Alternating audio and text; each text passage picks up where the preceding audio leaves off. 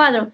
En general, podríamos decir que de alguna manera algunos pacientes con inmunosupresión probablemente no desarrollen enfermedades tan severas, y esto se postula quizás porque la inmunidad en ellos está apagada, entonces no hay un desencadenante tan inflamatorio como estamos viendo en otros pacientes, ¿no?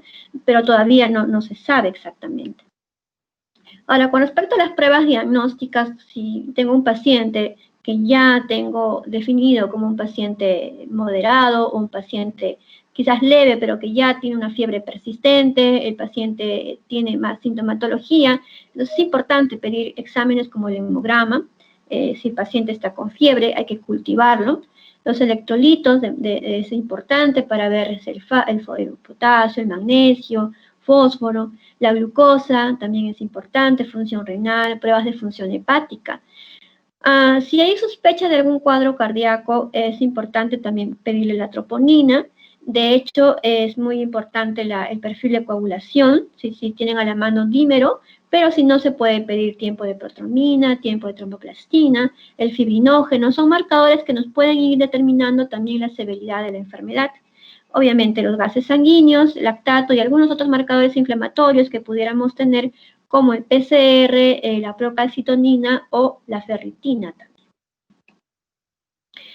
Con respecto a las anormalidades de laboratorio, anormalidades hematológicas principalmente, ¿no? Esta es otra revisión que también hizo un pequeño análisis de todos los laboratorios que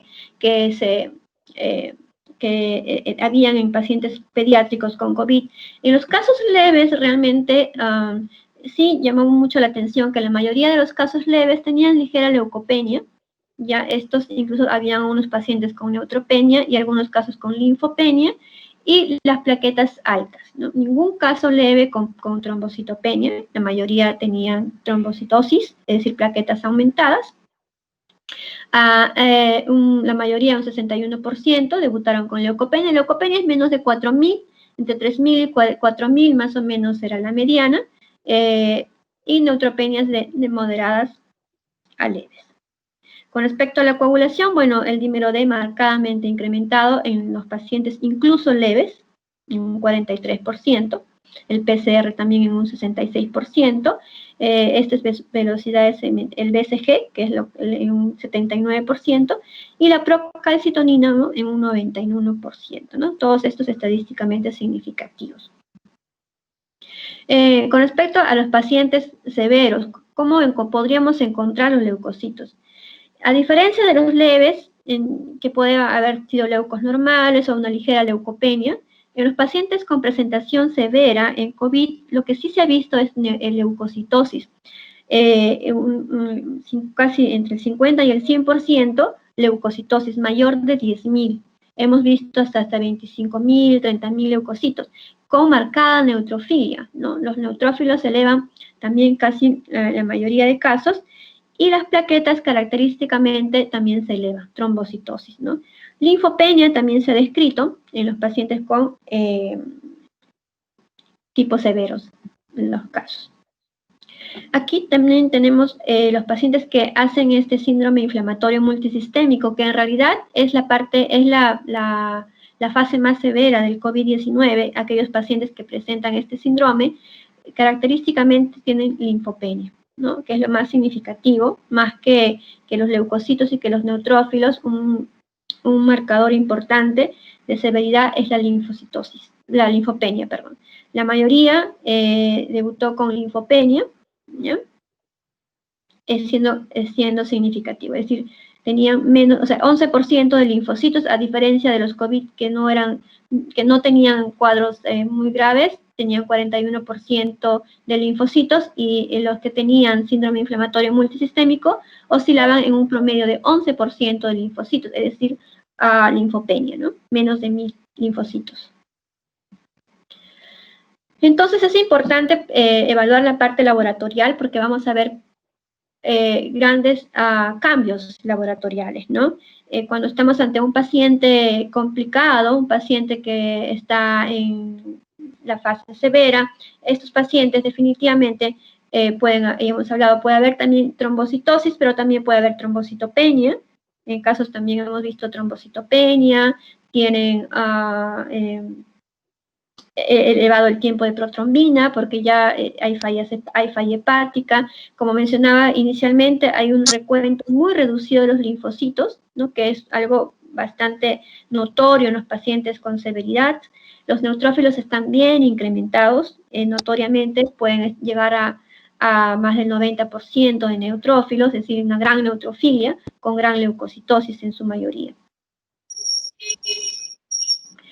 Bien, hablar un poquito de coronavirus y la hipercoagulabilidad, es decir, esta es una de las implicancias hematológicas que hemos visto en estos pacientes.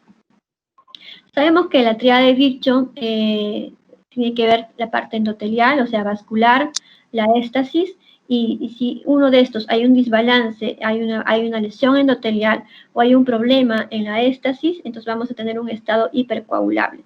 Se dice que el COVID-19, dentro de sus manifestaciones hematológicas, predispone al paciente a un estado hipercoagulable. ¿Por qué? Porque se ha visto que en estos pacientes hay cambios en los factores protrombóticos circulantes en estos pacientes con COVID grave o severo. Se ha encontrado un factor 8 elevado, se encuentra el fibrinógeno elevado y también micropartículas protrombóticas circulantes, como el dímero D, ¿no? O algunas otras degradaciones del plasminógeno. Entonces, estos pacientes, de hecho, por tener todos estos factores, tienen más tendencia a hacer cuadros tromboembólicos. Es por eso que en algunos pacientes, en adultos, se ha demostrado la eficacia de las anticoagulaciones tanto profilácticas o terapéuticas en pacientes con COVID grave, crítico o severo. Entonces, en el paciente pediátrico también se ha observado algunos factores protrombóticos circulantes. Sin embargo, se ha observado que hay niveles elevados de dímero D que sí se correlacionan con gravedad de la enfermedad. A mayor dímero D, mayor gravedad. Sin embargo, también se ha visto que algunos niveles muy altos de dímero D pueden ser comunes en otras enfermedades. Por eso es importante tener mucho la presentación clínica del paciente.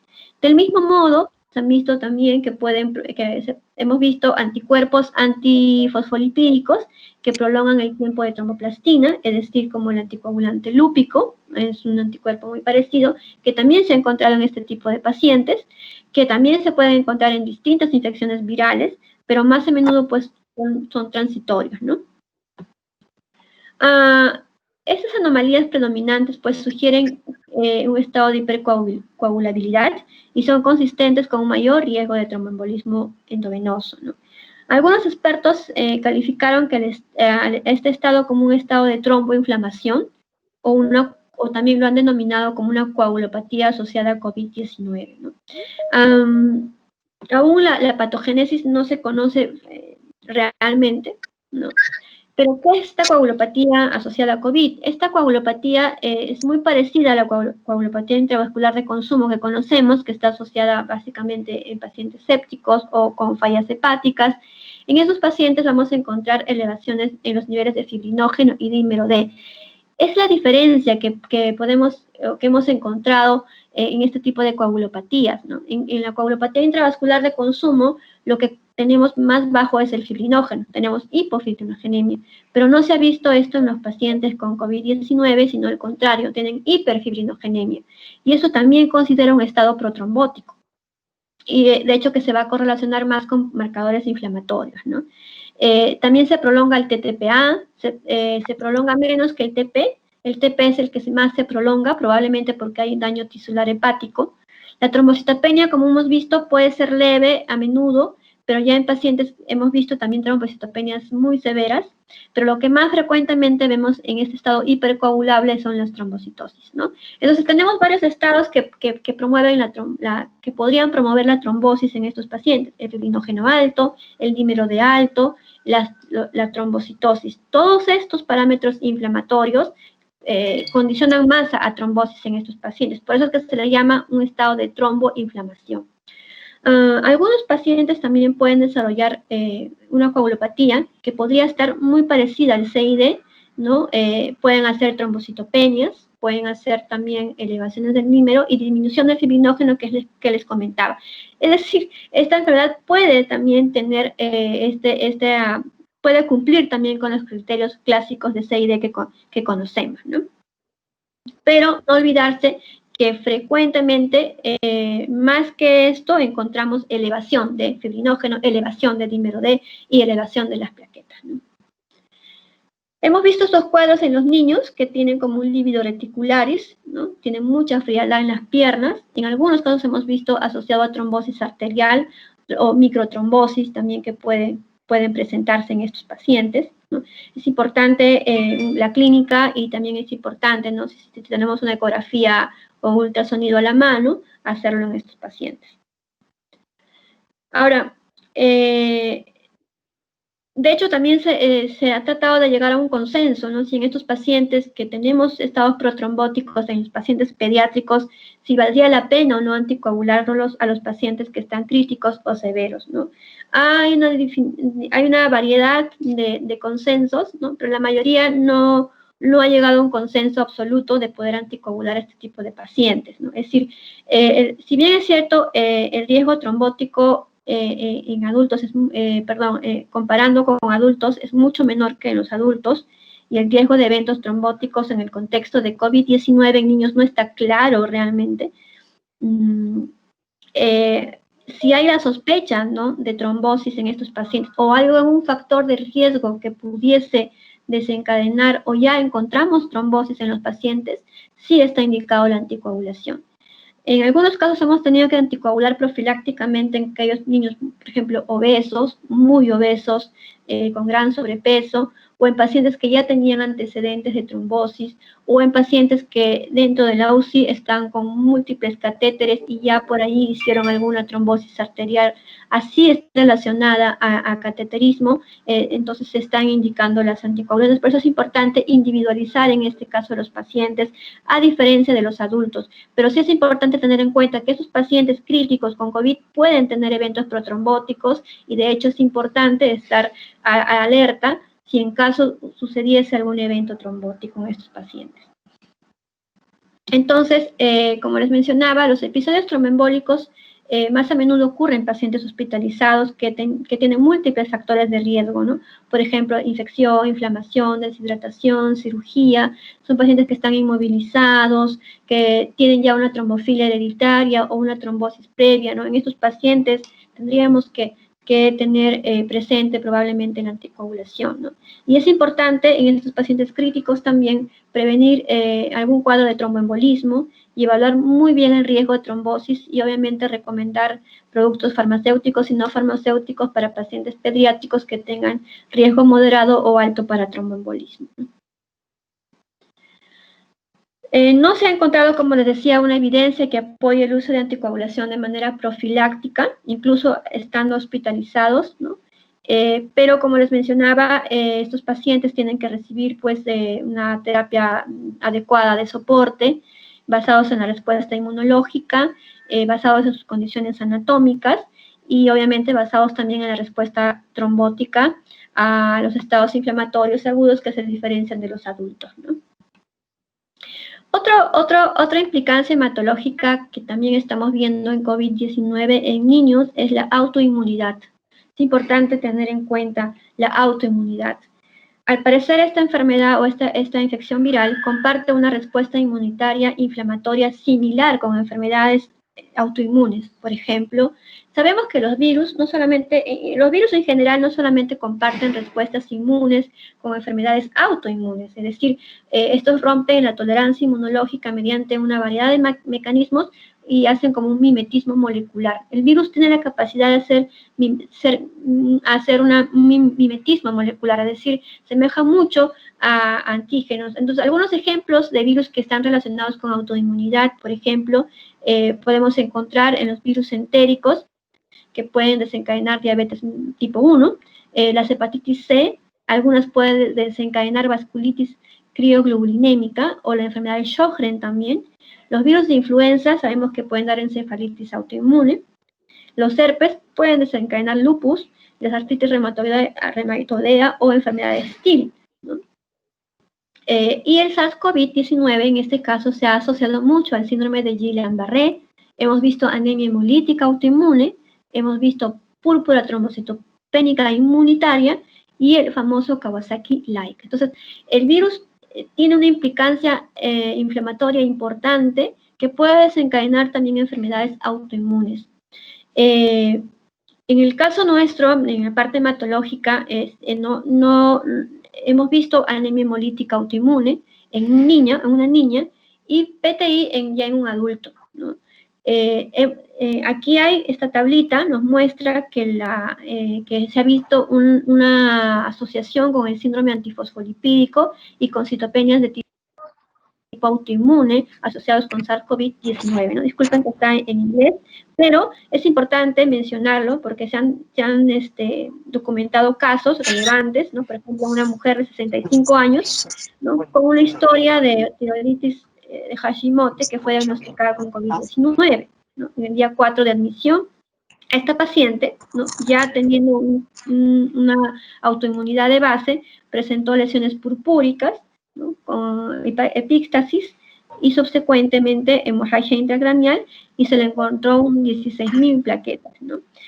Si bien es cierto, los anticuerpos antiplaquetarios no son diagnóstico de púrpura, pero este paciente respondió efectivamente a la inmunoglobulina G. Es decir, ya de base el virus puede desencadenar procesos autoinmunes, ¿no? Un caso que no lo pude colocar aquí ya por tiempo, el mes pasado recibimos una niña que venía de de Pucallpa. Esta niña tenía un tiempo de enfermedad aproximadamente de un mes, que había hecho sintomatología respiratoria más o menos de tos y fiebre unos días, pero que luego persistentemente la fiebre persistentemente empezó a continuar, con varios días de evolución de fiebre la paciente, por lo cual es nuevamente ingresada a hospitalización. Y cuando ya la derivan para Lima, porque la encuentran más deteriorada, con rash dérmico, la paciente ingresa a la UCI pediátrica de COVID, en este caso, con shock séptico, y característicamente tenía una hemoglobina en 2, ¿no? Hemoglobina en 2, tenía bilirrubinas altas, tenía la DHL alta y se le encontró anemia hemolítica autoinmune, porque el CUS fue positivo y asociada a complemento. Esta paciente recibió inmunoglobulina, recibió pulsos de metilprednisolona, y con lo cual la paciente mejoró su hemoglobina en 11. Posteriormente, la paciente obviamente evolucionó favorablemente. Ella se la catalogó como un síndrome inflamatorio multisistémico con autoinmunidad, en este caso con anemia hemolítica autoinmune, pero ya en la salida del síndrome inflamatorio, la paciente empezó a negativizar los CUMS, ¿no? Vino con CUMS positivo, y ahora cuando se le toma los CUMS salen negativos, ¿no? Es un caso que sí se está preparando para presentarlo, y bueno, la explicación aún realmente no la tenemos, ¿no? Pero sí está claro, y nos queda claro, que este virus puede desencadenar cuadros autoinmunes. Estos son otros cuadros autoinmunes que podemos ver. Bueno, la parte neurológica ya les mencioné, el síndrome de Guillain-Barré, ¿no? Son casos descritos en diferentes países. Desde el punto de vista hematológico, se ha descrito la púrpura trombocitopénica inmune, se han descrito también anemias hemolíticas autoinmunes, como la que les estoy mencionando, ¿no? Y también síndromes antifosfolipídicos. Bien, entrando al síndrome inflamatorio multisistémico asociado a COVID-19 y histiolinfohemafagocitosis, ¿no? Es importante tener presente este cuadro porque, de hecho, que ha ido evolucionando. Inicialmente se le conocía como Kawasaki-like, luego se le denominó PIMS, y actualmente se le conoce como MIST, asociado a COVID, que es el síndrome inflamatorio multisistémico, que puede ir de la mano con el síndrome de histiolinfohemafagocitosis. En abril de este año, el Reino Unido nos alertó de un síndrome que recientemente reconocido como una inflamación multisistémica grave, ¿no? Con características muy similares a los que se encontraban en niños con enfermedad de Kawasaki o el síndrome de shock tóxico, ¿no? Este nuevo síndrome fue asociado temporalmente con COVID, con el desarrollo de síntomas típicamente entre las tercera y cuarta semana después de que haya pasado el cuadro de COVID-19. Esto es una respuesta tardía al COVID-19. El primer estudio publicado de pacientes con este síndrome inflamatorio multisistémico se describió en el Reino Unido como un shock hiperinflamatorio, ¿no? Y desde entonces ya han ido varias descripciones de estos casos. Los estudios nos han ayudado a mejorar un poco más el conocimiento de este cuadro clínico, que ahora lo denominamos síndrome inflamatorio multisistémico en niños. Ya hay unas definiciones claras, esta definición la he tomado del CDC. Esta definición, de hecho, tenemos que tener un niño menor de, bueno, en Estados Unidos 21 años, para ellos menor de 21 años son población pediátrica. Tiene que tener criterios clínicos de fiebre, más de 38, asociado a una hospitalización de algún cuadro severo de la enfermedad, que pueden ser 2 o más de las siguientes órganos afectados, que puede ser cardíaco, renal, respiratorio, hematológico, gastrointestinal, dermatológico o neurológico. Tiene que haber evidencia de inflamación en laboratorio, ya sea uno o más de estos siguientes: PCR elevado, BCG elevado, o fibrinógeno, o procalcitonina, o el dímero D, la ferritina, el DHL, o interleuquina 6, bueno, acá no dosamos interleuquina 6. Otro parámetro que también se usa son los neutrófilos elevados, como les mencionaba. La linfopenia también está dentro del criterio de este MIS, y la hipoalbuminemia. También tenemos que tener como cuarto criterio un laboratorio o una evidencia epidemiológica de COVID. Ahora, también se han descrito estos cuadros en pacientes que han salido PCRs negativos e incluso pruebas rápidas negativas, pero estando en el contexto y la coyuntura, lo hemos asociado a COVID-19. Pero sí, dentro de este criterio está que tenga ya sea serología, ya sea el PCR, ¿no? De antígeno, o que el paciente haya tenido una exposición a COVID-19 dentro de las 4 semanas previas al ataque de los síntomas, ¿no? Por eso que les mencionaba, en algunos casos de los pacientes hemos tenido PCR negativos, pruebas rápidas negativas, pero sí tener la historia de haber estado en exposición. Y obviamente, quinto lugar, donde no haya otra alternativa diagnóstica, ¿no? Aquí esto es un cuadrito que representa mejor los criterios diagnósticos, ¿no? Esos pacientes que generalmente tiene fiebre, tiene mialgias, tiene los ojos inyectados. Podremos encontrar linfadenopatías, es decir, ganglios, hay una estomatitis, hay una inflamación de todas las mejillas con eritema, puede haber descamaciones de la piel. A nivel digestivo podemos encontrar náuseas, podemos encontrar dolor abdominal, diarreas, transaminasemia, es bastante frecuente encontrar transaminasemia, ¿no? Pacientes con letargia, ¿no? Estos hacen un meningismo o hacen también cefaleas y por lo general vienen soporosos, letárgicos, hipoactivos, ¿no? Y hemos hablado de los marcadores inflamatorios clásicos, el PCR, la BCG, la ferritina, es importante, la DHL, el fibrinógeno, la procalcitonina, el CPK y los dímeros D por lo general están elevados. Puede haber compromiso cardíaco, ¿no? En algunos casos que se ha visto aneurisma de las coronarias, es por eso que se ha asociado al Kawasaki, ¿no? Pero la mayoría de pacientes, bueno, hasta el momento de los que hemos visto, felizmente la mayoría no ha tenido compromiso de cardíaco. De hecho, tiene que haber hipoxemia, puede haber infiltrado pulmonar. Característicamente hemos visto trombocitosis, pero también se puede encontrar trombocitopenia, neutrofilia y linfopenia, ¿no? Que son característicamente signos de severidad, hiponatremia, falla renal, ¿no? Entonces, esto más o menos nos ayuda a orientarnos cómo es que un paciente puede catalogarse como un síndrome inflamatorio multisistémico. Ahora, ¿cómo explicar el desarrollo de este síndrome, ¿no? Es probable que, como mencionamos, que la infección temprana o en la fase 1 con SARS-CoV sea sintomática o leve en la mayoría de los niños, ¿no? Eso lo hemos visto y lo sabemos. La fase pulmonar en los adultos es grave, pero en los niños puede ser ausente o muy leve en la fase 2 en los pediátricos. La infección temprana, esta parece desencadenar activación de los macrófagos seguida de la estimulación de los linfocitos T helper, y esto a su vez va a conducir a la liberación de citoquinas, y esta estimulación de los macrófagos y esta a su vez va a estimular a los macrófagos, a los neutrófilos y a los monocitos, y junto con ellas la activación de las células B y las plasmáticas, produciendo los anticuerpos y que conducen a una respuesta hiperinmune, que es la conocida estadio 3. Es decir, en la fase 3, en la fase 3, que es la fase inflamatoria, ¿no?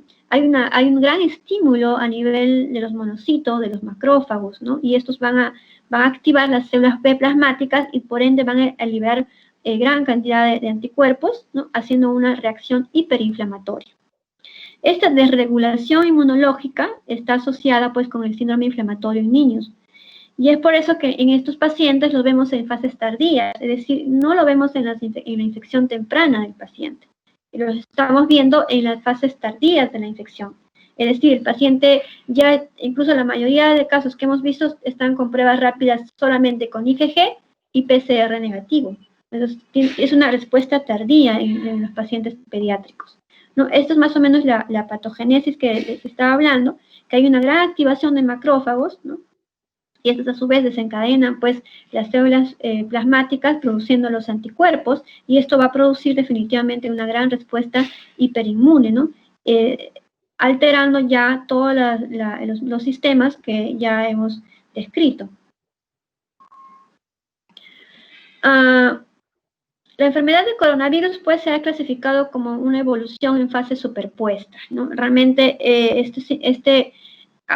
hablar de síndrome inflamatorio, de síndrome de activación macrofágica y síndrome de linfohistiohomofagocitosis, que es la HLH, en realidad es un suceso o son fases superpuestas, ¿no? No aparecen solas en realidad, están dentro del síndrome inflamatorio multisistémico. Es decir, si bien es cierto, hay pacientes que pueden desarrollar solamente gran inflamación con el PCR elevado, con el dímero D elevado, pero hay otros pacientes que van a desarrollar más cuadros de histiohomofagocitosis, que también lo hemos visto ya hace 2 semanas, 2 casos con pacientes que han evolucionado con un síndrome histiohomofagocítico con COVID-19. ¿Y cuál es la diferencia, no? Esta también se caracteriza con una respuesta inmune intensa, ¿no? Tenemos 2 tipos, la primaria y la secundaria. La primaria, de hecho, está asociada a problemas genéticos, y el paciente tiene anomalías genéticas que condicionan que el paciente tenga alguna alteración inmune, y estos pacientes desencadenan un cuadro de histiohomofagocitosis. Pero es la secundaria la que estamos viendo cuando se desencadenan por una afección autoinmune o autoinflamatoria, como en este caso, que pueden ser virus sobre todo, ¿no? Entonces, estamos viendo también cuadros de histiohomofagocitosis asociada a COVID, que están dentro del síndrome inflamatorio multisistémico. Por eso es que esta revisión, para entenderla mejor, porque también se nos hace un mundo a nosotros, si es una entidad separada o viene dentro de ese síndrome, pero creemos que están dentro de ese mismo síndrome, que hay pacientes que pueden desarrollar síndrome histiohomofagocítico como parte del COVID, ¿no? Y acá, por ejemplo, lo describe, ¿no? Por ejemplo, un síndrome de inflamación, de hiperinflamación que amenace la vida, está entre ellos las infecciones virales que ya conocemos, que es el Epstein-Barr, el citomegalovirus, el parvovirus. Estos pueden producir un síndrome histiohomofagocítico, como el virus del herpes simple, el HIV, y ahora está colocándose como el nuevo coronavirus, ¿no? Otras entidades, las leucemias, los linfomas, las artritis, los problemas reumatológicos, otras infecciones que también pueden producir HLH, pero ya dentro de nuestro contexto estamos viendo asociado a COVID-19. Estos son los famosos criterios de HLH, es decir, cuando yo sospecho de un paciente me está haciendo un cuadro de histiohomofagocitosis. Cuando el paciente obviamente está críticamente mal, tiene una fiebre muy persistente, voy a encontrar visceromegalia, también vamos a encontrar hepatoesplenomegalia, o sobre todo esplenomegalia, ¿no? Citopenias, ya no quizás neutrofilia, linfocitosis, leucocitosis, trombocitosis, ¿no? Sino el paciente ya se está yendo a las citopenias más profundas.